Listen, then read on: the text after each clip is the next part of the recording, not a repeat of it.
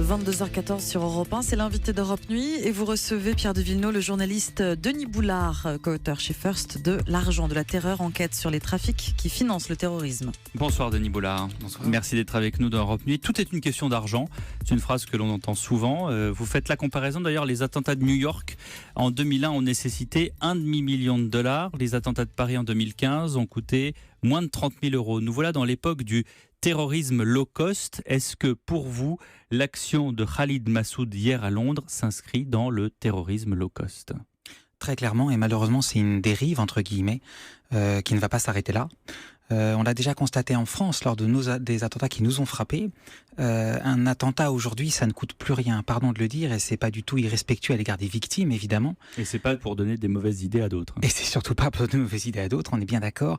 Mais un attentat, ça ne coûte plus rien. On le voit à Londres, on l'a vu à Anvers, encore faut-il voir si c'est un attentat, mais en tout état de cause, c'est le même schéma. On monte dans une voiture, ça ne coûte pas très cher, une voiture, toute proportion gardée, évidemment, et on roule sur un trottoir et on écrase des gens. C'est devenu très très facile. Est-ce que ça veut dire que tout un chacun aujourd'hui peut commettre un attentat ? Alors malheureusement oui. Malheureusement, commettre un attentat ne coûte plus grand-chose.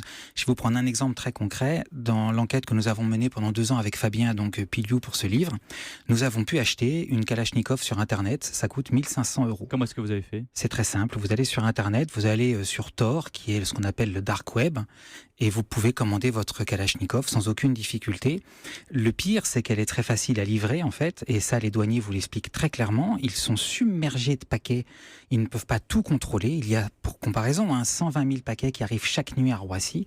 Donc comment voulez-vous distinguer des pièces de Kalachnikov d'autres choses ? Des pièces, ça veut dire qu'elle est pas, elle arrive en pièces. Elle peut arriver démontée, bien sûr. Ouais. Et donc dans ce cas-là, évidemment, on ne sait pas forcément ce que c'est. Ça peut être un jouet, ça peut être voilà. On est bien d'accord. Pourtant, les services de renseignement travaillent à pied d'œuvre pour prévenir ce genre d'attaque.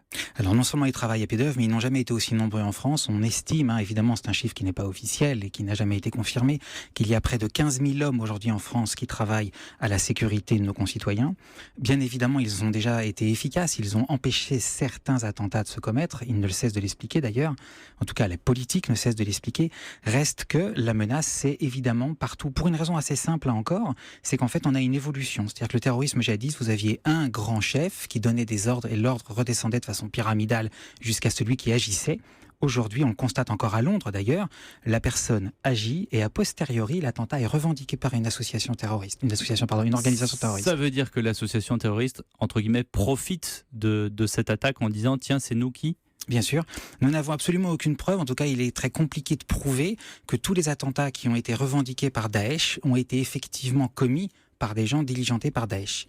C'est très très compliqué à tracer. C'est-à-dire qu'un attentat peut être revendiqué par Daesh, comme c'est le cas de Londres, mais il n'est pas forcément téléguidé, comme on dit, par Daesh.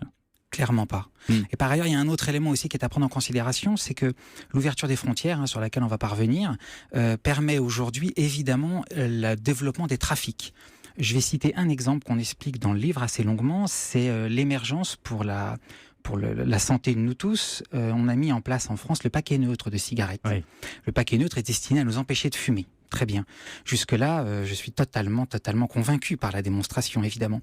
Reste que le paquet neutre est beaucoup plus facile à falsifier que les paquets qui sont marketés. Et on constate d'ores et déjà en France qu'un quart de la consommation de cigarettes est achetée de façon parfaitement légale hors de nos frontières. Donc le développement de la contrefaçon qui pèse aujourd'hui, d'après l'ONU, près de 1 milliard d'euros par an, ce sont des produits contrefaits. On peut donc imaginer que, évidemment, ça ne va qu'aller en s'amplifiant. Et tous les terroristes aujourd'hui en France qui ont été repérés, tracés, étaient d'abord ce qu'on appelle des gangs terroristes. Ce sont des gangsters qui progressivement dérivent vers le terrorisme. Et ils ne sont pas forcément radicalisés. Non, c'est pas forcé. Évidemment, il y a des schémas. On en voit souvent qui se radicalisent après un passage en prison parce qu'ils sont arrêtés justement pour du vol ou des éléments de contrebande, contrefaçon, etc. Reste que c'est pas mécanique. Une fois de plus, il est impossible pour les services, et là vraiment, je pense qu'on ne peut vraiment pas leur jeter la pierre, il est impossible pour les services aujourd'hui de tracer absolument tout le monde.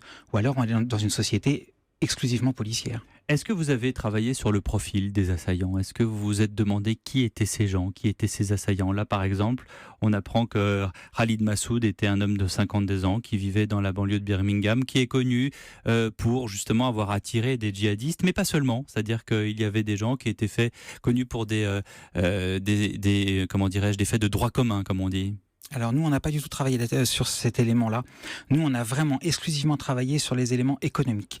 En fait, l'idée... Sur la finance, notamment. Sur la finance. C'est-à-dire que l'idée, en fait, elle était de tracer, de constater que le terrorisme aujourd'hui a évolué. À une époque, on avait un terrorisme qui a été financé par des États pour affaiblir d'autres États. On constate qu'il y a une vraie évolution, entre guillemets, du terrorisme pour un élément de manifestation plus personnelle. Mais est-ce que ça veut dire qu'il n'y a plus de, j'allais dire, de géopolitique du terrorisme ? Oh là, ça serait bien présomptueux de ma part de répondre oui ou non à cette question. Il y a encore sans doute une géopolitique du terrorisme. Ça veut dire qu'il y a un terrorisme à deux vitesses, c'est-à-dire qu'il y a un terrorisme effectivement travaillé par des États contre d'autres États, et puis il y a ce terrorisme low cost qui prend de plus en plus d'ampleur et qui peut venir comme ça in abstracto. On est bien d'accord. C'est-à-dire qu'un terrorisme qui pourrait coûter cher, comme le terrorisme qu'on a eu en 2001 par exemple, qui n'était pas un terrorisme évident et accessible à tout le monde, est remplacé aujourd'hui par un terrorisme très accessible à tout à chacun. Pour mémoire, rappelons-nous que certains des terroristes qui ont frappé la France avaient souscrit des crédits à consommation. Donc 6 000 €. Et avec 6 000 €, ils ont pu faire des attentats, commettre des attentats. Rappelons juste quand même, pour mémoire, parce que je crois que c'est important de ne pas l'oublier, que plus de 260 personnes sont mortes en France depuis le début des attentats islamo-radicaux. Et plus de 1000 personnes ont été durablement blessées, sans parler des traumatismes. La menace, elle est latente, elle est absolument partout, et elle est devenue accessible à tout à chacun, dès lors qu'il le veut. Merci beaucoup Denis Boulard. On peut lire votre livre L'argent de la terreur, enquête sur les trafics qui financent le terrorisme. Vous êtes co-auteur de ce livre édité chez First. Merci beaucoup. Merci.